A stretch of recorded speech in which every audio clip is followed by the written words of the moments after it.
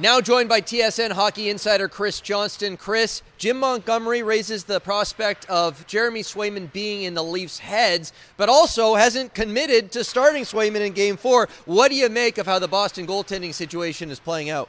Well, Montgomery loves a little bit of mystery around here, and the problem is it's going to be hard for him to keep up any idea that this is a difficult choice with the way Swayman's played. He's the best performing goaltender early in this year's Stanley Cup playoffs, .955 save percentage in the series, even better than that when you account for the 3 additional head-to-head matchups he had with Toronto earlier in the season. And I just think it's not that Linus Ullmark was bad in Game 2. He was not the reason they lost that game, but winning matters. And I don't know if he's in the Leafs' heads or not, but certainly he has been everything physically that the Bruins would need, and he's got an extra day off between Games 3 and 4 with it not coming till Saturday night. So I think you add that together, it's been a great story going back and forth. It might be something they return to later on down the line, but at this point in this place, I just don't believe they can do it. So no practice for the Leafs today, no real update on William Nylander from Sheldon Keefe. Do you expect Nylander to play in Game 4?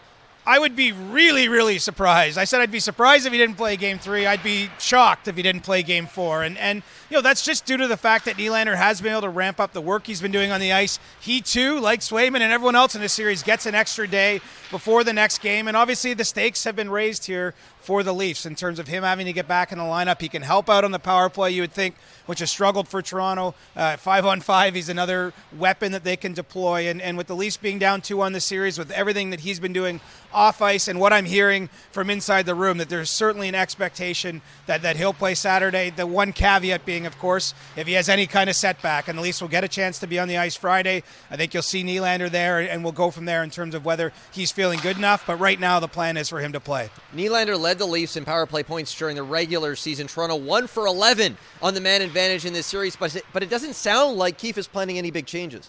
It doesn't. I mean, maybe the change is Nylander coming back in, Austin Matthews being fully healthy after playing through an illness on Wednesday night.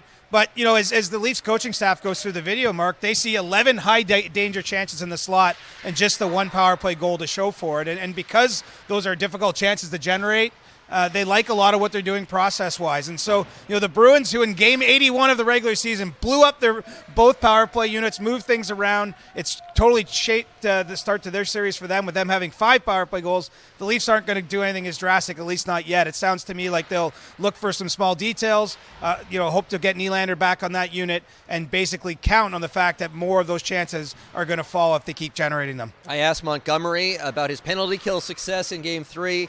He immediately credited Jeremy Swayman.